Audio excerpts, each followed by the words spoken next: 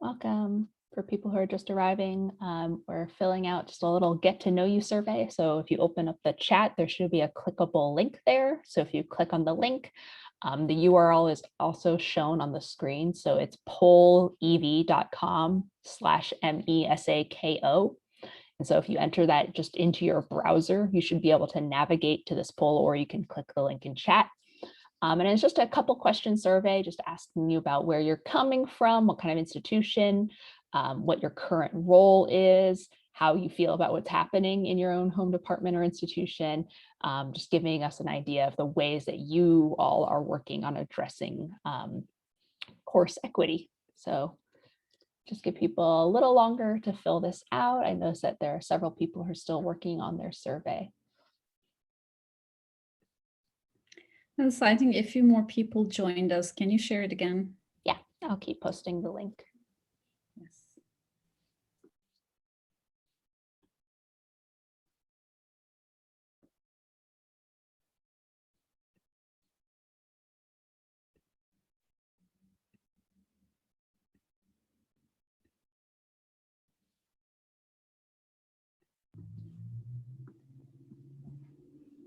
I don't know if there's anything you need to say in way of Yeah, I'm looking at the participants section. People still, they are joining, but let's get started. While you are filling out the survey to introduce yourself, let me welcome you to our session number 4 called Change and Accountability Using an Equity Rubric to Inspire Department Engagement and Course Improvement by Melissa Coe from Stanford University.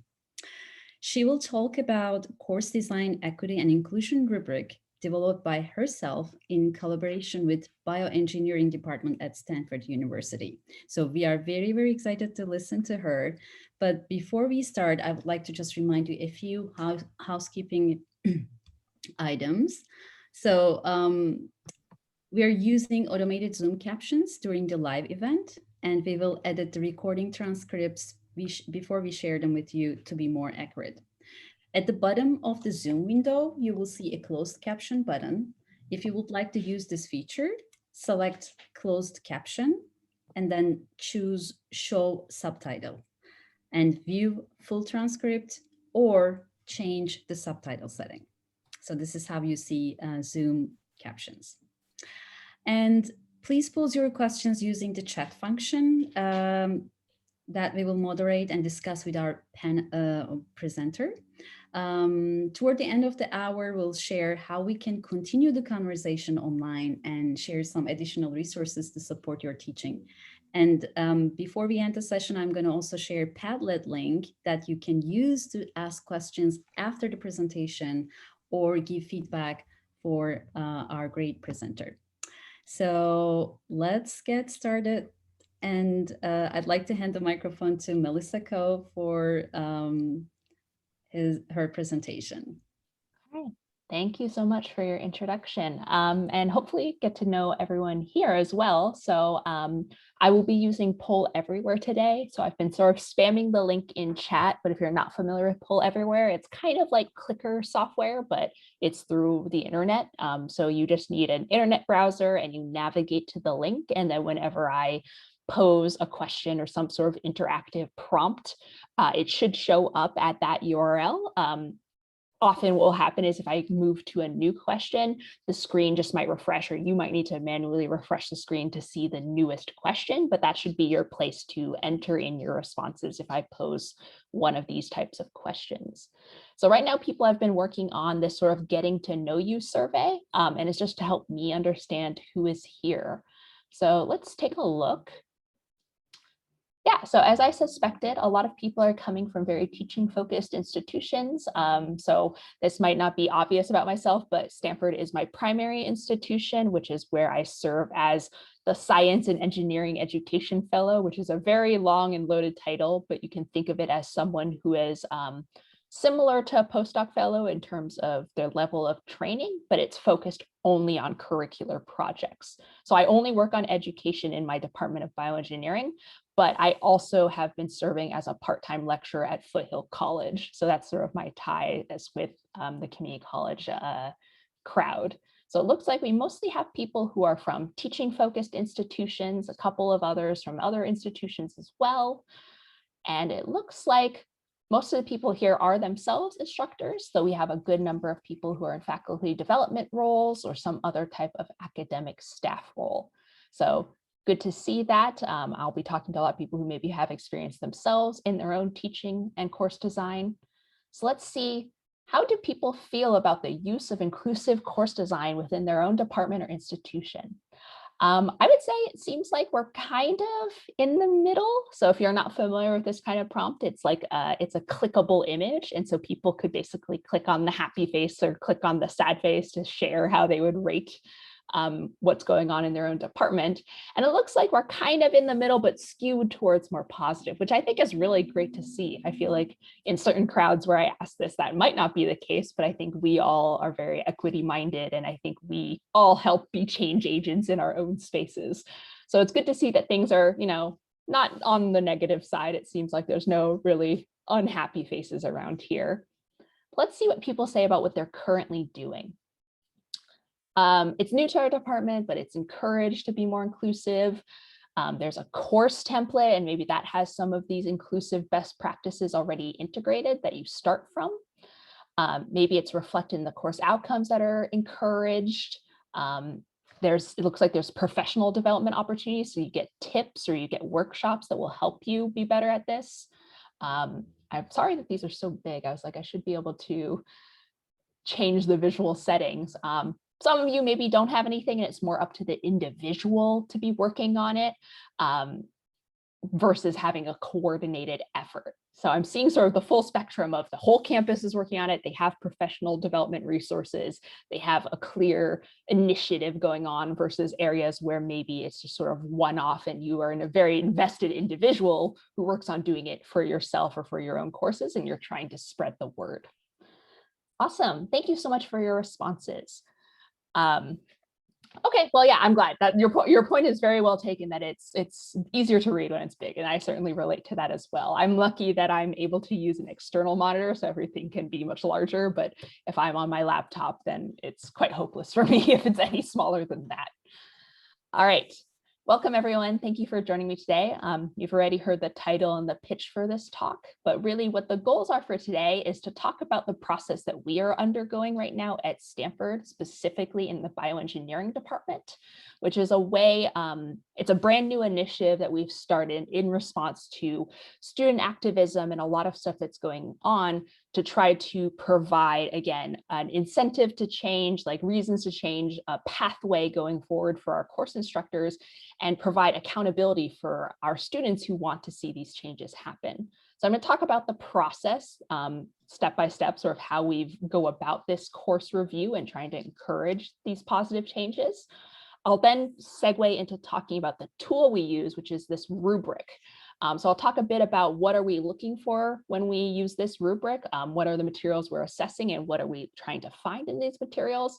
And you will also get to look at the rubric yourself and sort of practice, like, how would I go about assessing a given course just based on some provided evidence, such as a syllabus. So that's pretty much the outline for today. I have the chat open. I have most people on screen, probably not all, but I think I have most people on my screen right now. So if you have any questions, you can put them in chat. I also will accept if you want to raise your hand and unmute yourself. I can sort of help mediate that as well. Awesome. With that, we will get started. So let me tell you a little more about what's happening in Stanford Bioengineering.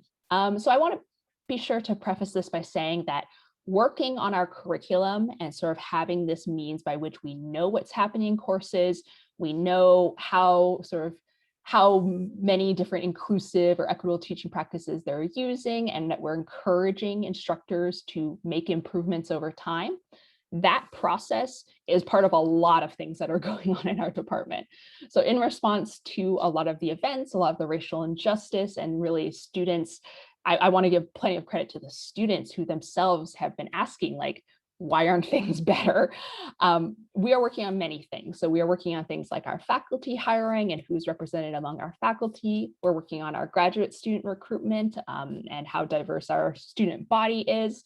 So there are a lot of things going on, and that's part of what I think led to the willingness to undergo this process, is the fact that we see curriculum as one of the things we are really, responsible for and should be working on improving. And I want to be also sure to connect this to other things that are going on at our entire institution, which is that in this review process, we didn't want people to feel like we were reviewing their courses, giving them this critique, and that they didn't have the support they needed to act on the critique. And so I just want to be clear that we do have this ongoing sort of connection and partnership with our Center for Teaching and Learning, so that our own instructors can sort of funnel into support where they can consult with someone or go to a workshop or make use of resources that will help them address the feedback. So if they're told to work on the language of their syllabus or told to work on the design of their assessments, they have somewhere to go and they're not sort of just left to deal with that advice. So I just wanted to connect that as sort of the larger context. So how does this process happen? You know that a process is probably more complicated than it needs to be when there's a diagram to explain it, but this is sort of just how things have organically come to fruition in my own department. So in response to what's going on, some of you may have seen that a lot of times departments form committees. We have also gone through the process of forming a committee where there was none before. So we didn't really have any sort of dedicated DEI efforts. We happen to call it JEDI, where we add in justice to the DEI, acronym. So we formed a committee. One thing that's unique, perhaps, compared to the other departments that I've talked to at my own institution, is that we form sort of separate teams at different levels.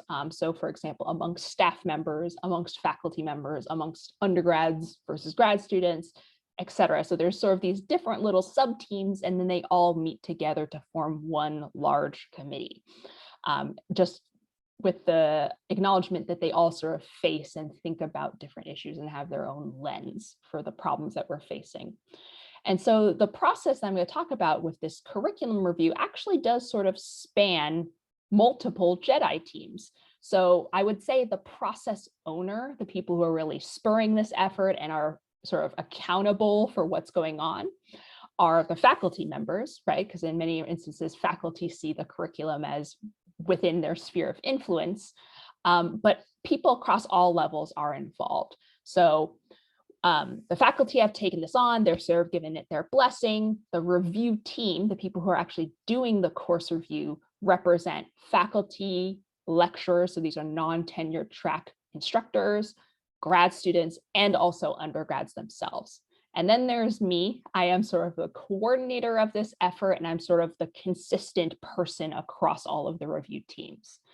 And as we are going through this review process, obviously this is a formative process in that we want to do this assessment and give good advice. It's really for the learning and the growth of the teachers, but we do plan on sort of giving a broad summary of what we find to the curriculum committee. So the people who oversee the entire undergrad curriculum, they will know sort of what did we ultimately find across several courses. So sort of like an aggregate summary. Are there any questions so far?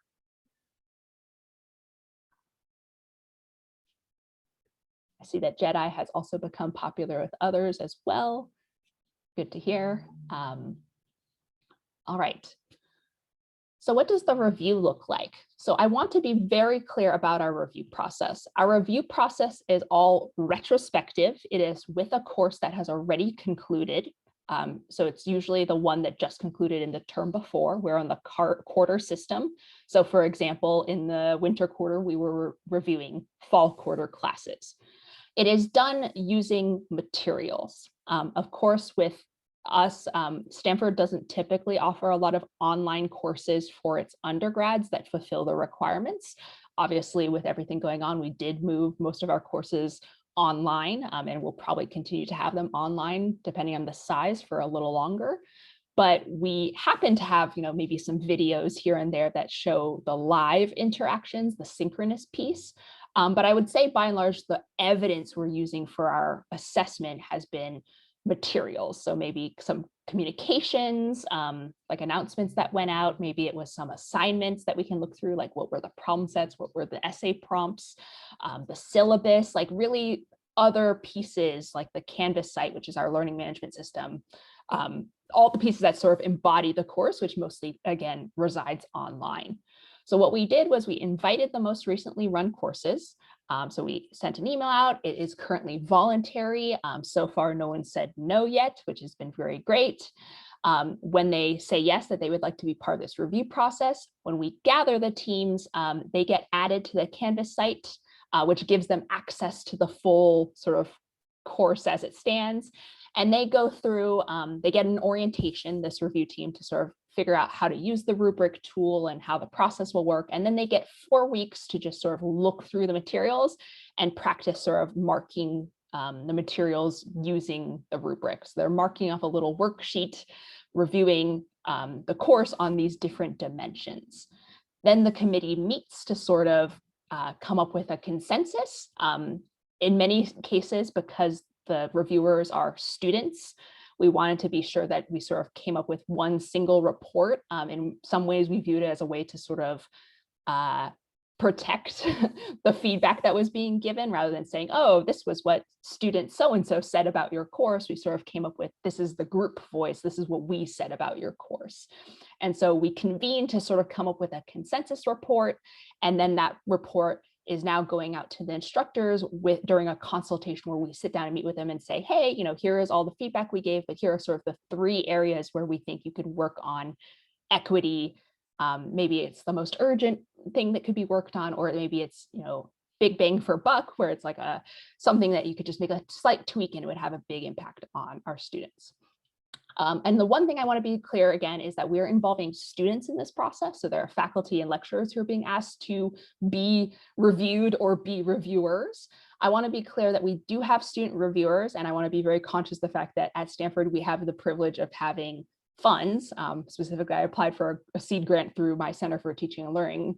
And so we're giving a nominal stipend for the student reviewers in acknowledgement that it does take several hours for them to sort of comb through and do this assessment. And so we wanted to recognize their time as opposed to them doing sort of unpaid labor. Does anyone have any questions about that so far?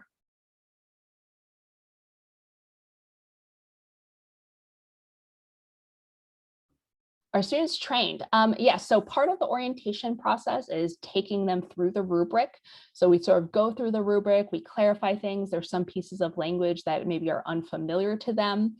I do think that it is part of the growing pains that I generated this rubric, and over time we've realized that, oh, students will interpret certain things certain ways, and maybe the rubric should be refined, trimmed down, etc. But yes, the orientation is where they're sort of taught to how to use the rubric, what are things that they can look for to try to assess each piece. That is a great question. Are they reviewing courses that they've taken, will be taking, or have already taken? It depends. So for example, some of we have been focusing on the undergrad curriculum, and so the graduate student reviewers only take the course if it happens to be listed at both levels, like 110 and 210, so both lower and upper division, or if they happen to be a Stanford undergrad and a Stanford grad student. In those cases, though, most of the time they haven't taken the course and will never take it, but we have had undergrads involved as well. And we just make sure that they weren't part of that course iteration. But if they took it a year ago, or they're going to take it in a year, we think that it's okay if they review the course. Any other questions?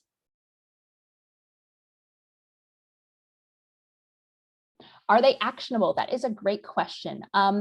Currently, I think because this process is so new and there's a lot of sensitivities, it's just based on sort of internal politics. There's a lot of sensitivities to teaching evaluation. It is not actionable in the sense that it's not going to be used in a positive or negative way, I believe, for faculty evaluation. But that is a conversation after we have a year under our belt. It hasn't even been a year. After we have a year under our belt, we're talking about how we might actually use it in actionable ways. But I think we are trying to justify its current existence and the current methodology first. Yeah, thanks for the great question. All right. So I have a question for you just before I sort of show off the rubric and we have a chance to sort of discuss that. I have a question for you. So again, this is using Poll Everywhere. Gonna put the link in chat again. So you should be able to just click the link. Let's see if I can make this a little smaller. I'm hoping that just makes the prompt a little smaller. The prompt should also show up on your own device. So if you click on the link, it should now reflect this new updated prompt. The updated prompt is, in one word, what would you look for if you're trying to assess whether a course was equitable or inclusive? So like maybe it's a certain quality about the course, or maybe it's a certain place you would go to try to figure out if the course is more or less inclusive. But I'm curious about what you would try to assess. So you should click on the poll and then it should just ask you to submit. It should be a free response. And so you can just submit a word. You can submit multiple words. So if after you submit one, you can enter another word and hit submit again. It should let you enter more in. All right, I'm seeing diversity, representation, allowing, I'm guessing, for multiple approaches, supports for students. I saw flexibility, open. I think in general, like this idea of openness and transparency is really important. Let's see. Student-centered, absolutely. UDL, absolutely. That is one of the frameworks that we will talk about. So yeah, I'm seeing things around accessibility, supports, like what are you providing to students? I'm seeing stuff that's like really a quality of the way the class is structured. Like, does it tend to be very open about how things work? Is it transparent? Is it easy for students to navigate? And then I'm seeing pieces that have a lot to do with the persons involved. So are there a diversity of options? Are there a diversity of people represented? Do you see, like, who do you see in the course? Who is named in the course? So I'm seeing all of these different things, which is good to see because a lot of them I think are represented in our current rubric. So I will post a link in chat to the rubric. Here it is. It is very long. That is something that I fully acknowledge. I've actually created subversions of it, sort of like branching off where I'm like, here's the shorthand version if you were only looking at a syllabus, for example, or here's the shorthand version if you just don't have a lot of time. But I did want to link the full and complete version. The one that really we went from, I'd say, the literature first, the theory first, and now we're sort of working our way backwards towards practicality. So I'd say it's a long and all-encompassing rubric in many ways, and now we're working towards what is doable for the people involved, for the time involved, and especially given that this is a retrospective review. So that's our rubric. It is absolutely a work in progress. You'll notice that there's a version number and also a last updated date. It's actually due for an update now that I've had a round of feedback from our reviewers on what they think is, like how they struggled to interpret parts and what was difficult for them to assess. So it's actually in the process of probably being revised in the coming weeks.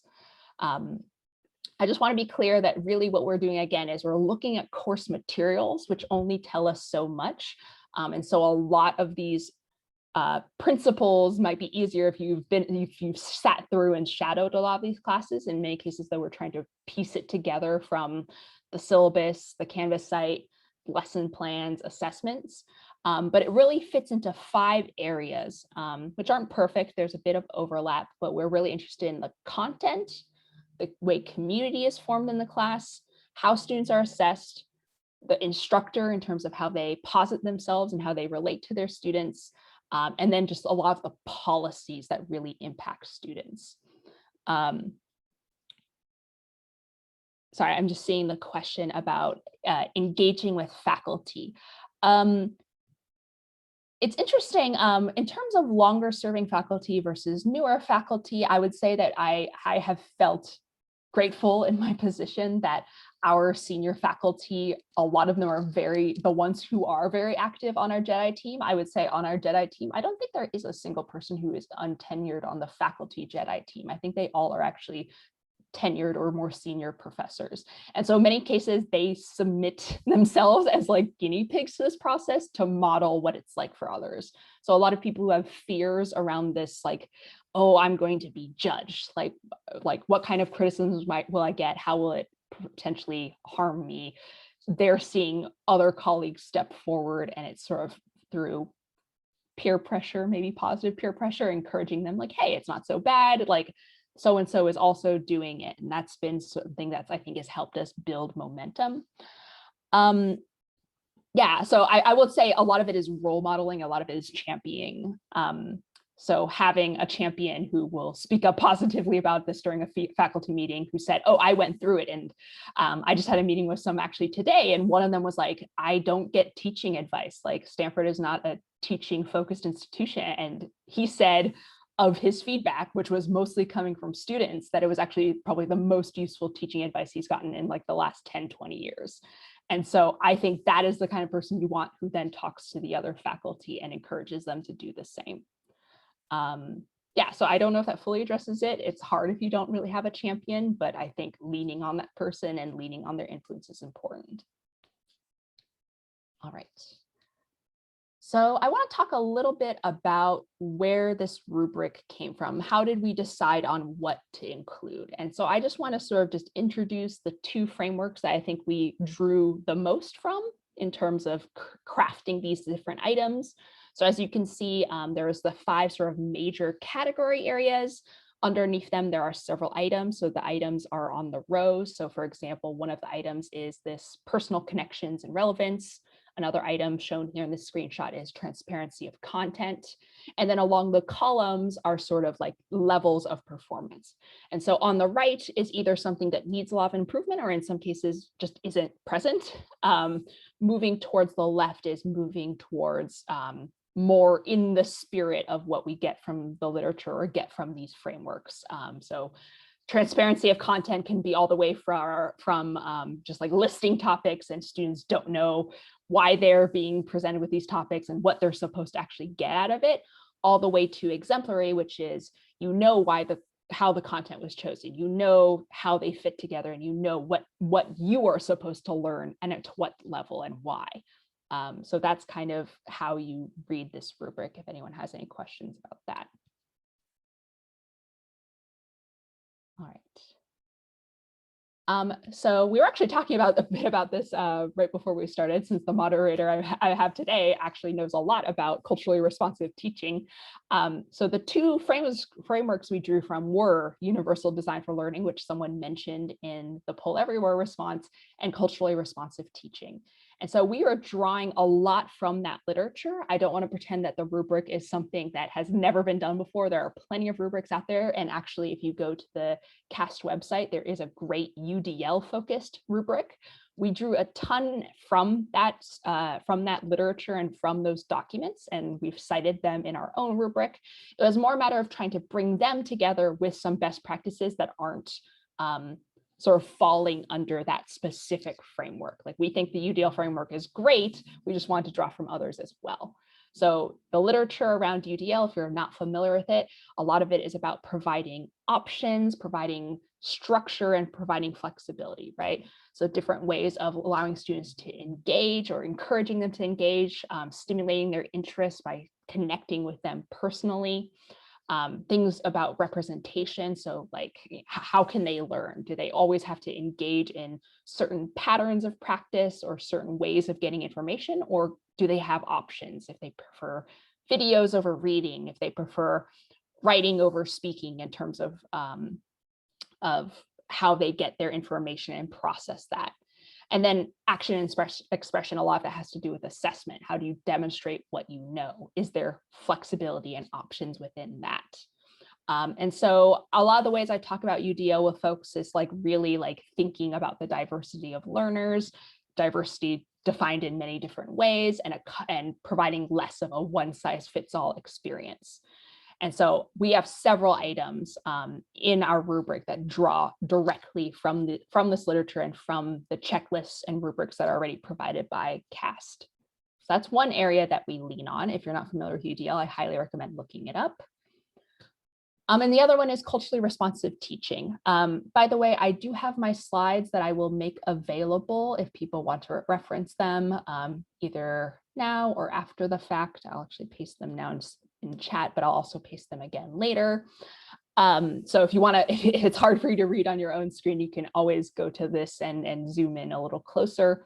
But if you're not familiar with culturally responsive teaching, I think what culturally responsive teaching really lends, that is not necessarily absent from UDL, but is maybe less emphasized, is how attentive you are to identity and to the context, right? Like what is going on in society. I think UDL provides so much flexibility and like is trying to preempt, like, you know, you don't want to have accommodations because you want to have already thought about the diversity of learners, versus culturally responsive teaching, I think especially is very salient now with current events and how they affect our students, and students taking these classes are humans who are sensitive to the politics and real world going ons. And how do you bring that into the classroom and honor it? Even in BIOE, which we think of as being very scientific. I have a lot of classes I'm dealing with where they're just like, oh, well, we just teach them to like program and model, but it's like, well, your students have other aspects to them. How can you honor that when they're coming into your classroom? And so I think of culturally responsive teaching as being aware of these identities, realizing that they are not, you are not in an identity neutral or identity blind space when you're in bioengineering. And so we've added a lot of items that are about, people mentioned representation, trying to represent different identities in our instructors, in the examples, in the imagery we present. But there's a lot of other pieces here too. I don't want to simplify culturally responsive teaching too much. There's a lot of things here I think are around like implied growth mindset or implied addressing stereotype threat. A lot of those are also embedded in culturally responsive teaching as well. I'd say those are the two main frameworks that we have drawn from in our work. Does anyone have any questions about that? All right. So I actually had an activity that I was going to propose that we do, which is giving you a chance to try using the rubric. And so this is an opportunity where I've basically submitted before you my own work. So I actually have uploaded my own syllabi from my own classes that I've taught. They're both biology oriented because that's my own experience is taking teaching biology classes. But I submit before you my own syllabi. And what I wanted to do was just have a chance for people to talk in smaller groups. This could be an opportunity if you're looking through the rubric to sort of, you know, chat about your impressions of the rubric, reactions, things you take issue with, things that you think are missing. But it could also be an opportunity to see what it's like to be presented with this rubric and be presented with a representative document and be trying to assess that document. And what I did, because the rubric is so long, was I tried to narrow down the scope. So for example, when looking at this specific rubric, I would ask that we only try looking at maybe up to 5 things. And those 5 things that I've pointed out is one under each category. So one item is personal connections and relevance, course norms, the tone of the written materials, means of reducing the stress of grading, and the cost burden of the materials. So those are the 5 areas. If you're navigating the rubric that I linked, you can Control F to find those things by name, but they also fall under those in all caps, that's the category area. And what I was going to propose was getting into small groups and just looking through a syllabus and figuring out how would you participate in this review process. And this could be a good time for you to sort of debrief with someone else. I've been talking a lot. I want to give a chance for you guys to interact with each other and see how this might apply to you. I'm going to just put you into small groups. And this is only for about, let's see, let's go with 8 minutes. Does anyone have any questions about what we're about to do? No questions? Just get into small groups, talk about the rubric. Here's some syllabi examples. If you need something, you could also look at your own course, honestly, and just talk about how would you maybe assess in these 5 areas. All right, let me open the rooms.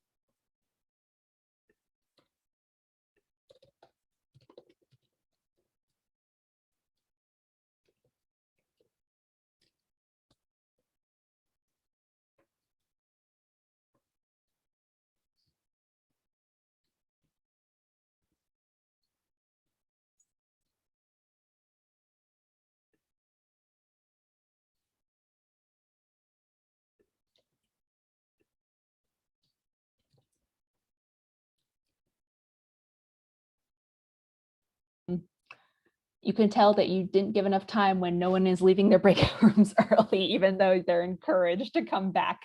So welcome back, everyone. I just want to be very cognizant of time. I did not do a great job of managing to make sure that we got through literally everything.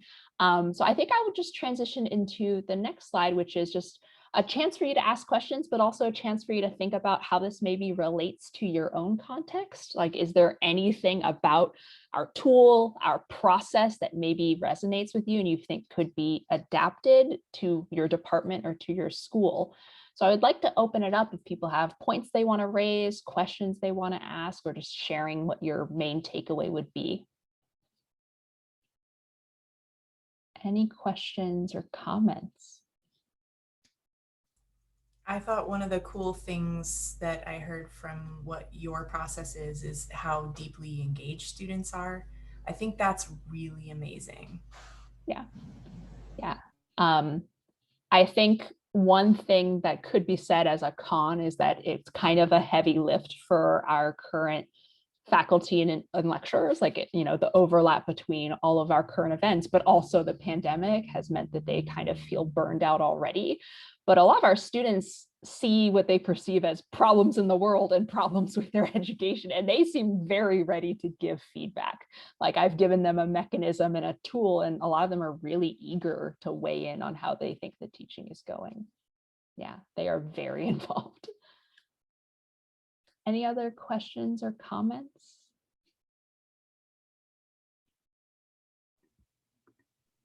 Melissa, thank you so much. I'm also keeping an eye on the chat box if we have any other questions. So other session will start at 5, so we can take a few more minutes if you have any questions. Before we leave, Melissa, maybe this is a great opportunity to ask questions. But if any questions come up later after this presentation, just feel free to post it on the Padlet. And you can just give feedback about the session and also ask your questions. You can find a Padlet link on the schedule, and I'm going to also put it here right now so that you will be able to have it handy. But Melissa, thank you so much again. We are talking about a lot of rubrics here, but they're all good. CVC OEI rubric, online equity rubric, course design equity and inclusion rubric you just mentioned, which is a great tool, but these are all for our students and to make our classes better. Thank you so much for sharing. As a reminder, our 5 p.m. sessions will start in 15 minutes, so feel free to take a break and hope to see you again at 5. Thank you, everyone. Thank you, everybody. Thank you so much for the nice comments. Very much appreciated. I'm happy to stick around if anyone has questions. I guess I just have a question about how many hours does it take to review, the whole course? Yeah, that's a great question. In this case, I definitely wish I had done better record keeping because I was one of the people who was responsible for viewing multiple. We've only asked each student to be in the midst of reviewing one at a time. And what we encouraged them was to cap it at no more than, I think we told them about 1 to 2 hours a week for 4 weeks was what we encouraged, and to not go over that because of the way that we had calculated their stipend through my seed grant. They were going to get the same stipend regardless. And so we told them, hey, if you feel like you can't answer this rubric item, just mark your best guess or just skip it. We didn't want them to go vastly over in terms of their hours, because then they'd be doing, maybe even less than minimum wage in terms of what we were giving them. Yeah, so 4 to 8 hours, you would say.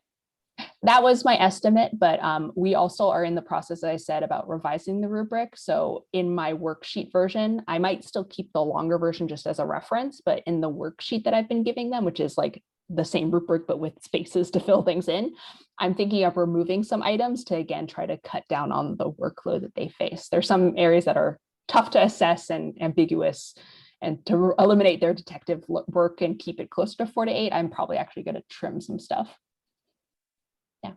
Thank you. Yeah, no problem. Do you ever see before and after? Like, do instructors ever come back and show you their revisions or revise? We just started, so unfortunately, you'll have to ask me in a year. We don't know yet.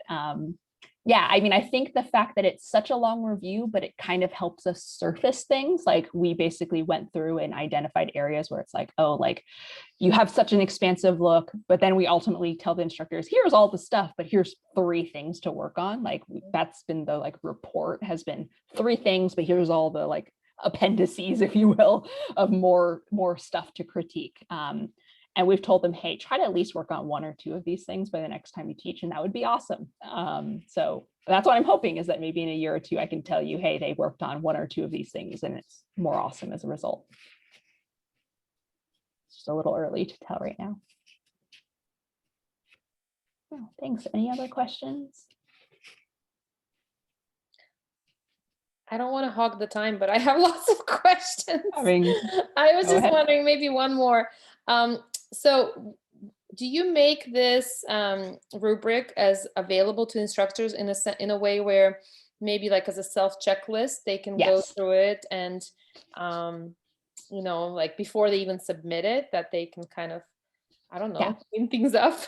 No, absolutely. So actually, that was really important to us, was before we even sent out the first round of invitations to instructors, we said, here is the tool we will use to assess you. Like, these are the standards. You could do it for yourself. So in the sense, they knew what they would be assessed on. I mean, it was a little too late because their course was either in the middle of or about to finish, so they couldn't change it in advance of being assessed. But they knew what they were being assessed on, and that was sort of the terms of the agreement. So they could have just looked at it and said, no, I don't want to be assessed on these items yet. Yeah, and also we have spread it like through our Center for Teaching and Learning. So I have talked to instructors who like did it for their own things to then identify like, hey, I'll work on these 1 to 2 things in my own course. So yeah, it's not a mystery to anyone what we're using. Great. Thank you so much. Yeah, no problem.